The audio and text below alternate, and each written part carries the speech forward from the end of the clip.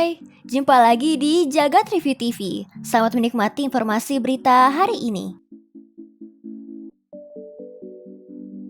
AMD dilaporkan bakal mengumumkan prosesor Ryzen 7000 series non-X mereka dalam ajang CES 2023 yang digelar pada 5-8 Januari. Kemudian, prosesor tersebut akan mulai bisa dibeli pada 10 Januari. Dikatakan bahwa AMD bakal menghadirkan 3 model, yakni Ryzen 9 7900, Ryzen 7 7700, dan Ryzen 5 7600.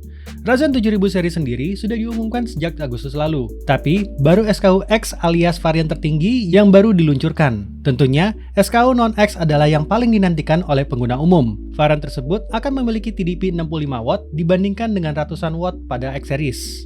Siapa nih yang udah gak sabar pengen punya prosesor AMD Ryzen 7000 series? Nvidia dilaporkan telah mengakhiri produksi GeForce RTX 2060 dan GTX 1660. GPU keluaran 2019 itu memang masih jadi primadona bagi kalangan gamer. Dari survei terbaru Steam, kedua series tersebut bahkan menempati 3 teratas loh. RTX 2060 series sendiri punya 3 model, yakni RTX 2060 6GB, RTX 2060 Super, dan RTX 2060 12GB.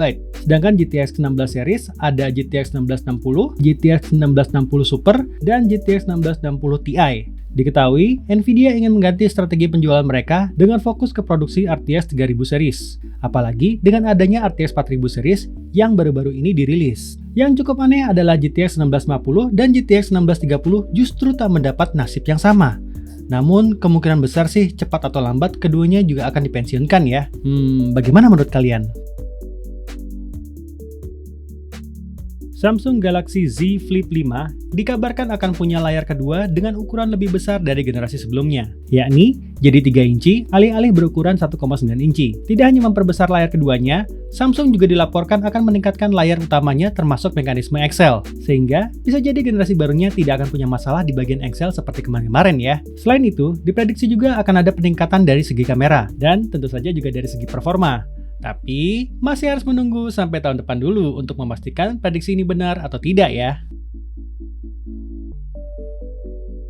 Smartphone entry level dari Samsung, Galaxy M04 tampaknya akan segera diumumkan dalam waktu dekat karena ditemukan ada data perangkat tersebut dalam Google Console dengan kode nama ini. Kelihatannya sih, ini rebranding dari perangkat Galaxy A04e yang sempat hadir pada bulan Oktober kemarin ya, karena tampilan dan spek hampir mirip. Layarnya Infinity V sebesar 6,5 inci, resolusi HD+, pakai MediaTek Helio G35, dan punya RAM 3GB. Perangkat juga berjalan di One UI Core 4.1 berbasis Android 12. Diprediksi bahwa perangkat entry level ini akan hadir dalam beberapa minggu ke depan secara resmi.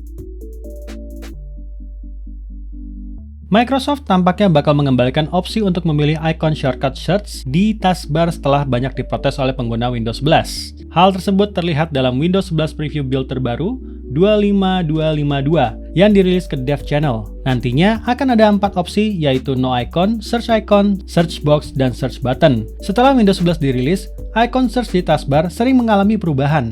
Namun, kita tidak diberi pilihan untuk mengganti dari model satu ke yang lainnya. Di menu settings, pengguna hanya bisa mengaktifkan atau menonaktifkan search button itu di taskbar. Tak seperti di Windows 10 yang bisa memilih mau pakai yang mana. Namun, belum diketahui apakah update tersebut akan dirilis ke pengguna Windows 11 secara umum. Dikerjakan oleh EA Motive dengan Frostbite Engine sebagai basis, Dead Space Remake akhirnya memamerkan gameplay 18 menit pertama. Perombakan remake ini memang tidak hanya datang dari sisi visual saja. Mereka juga menyuntikkan beberapa hal baru.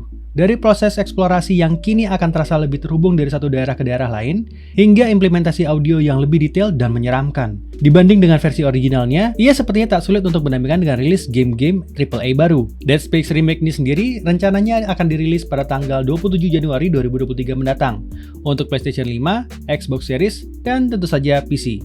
Bagaimana menurut Anda? Terlihat menarik? Jadi, gimana menurut kamu berita hari ini? Ingin selalu up to date dengan informasi teknologi terkini? Jangan lupa subscribe dan follow Jagat Review ya. Sampai jumpa di informasi menarik selanjutnya.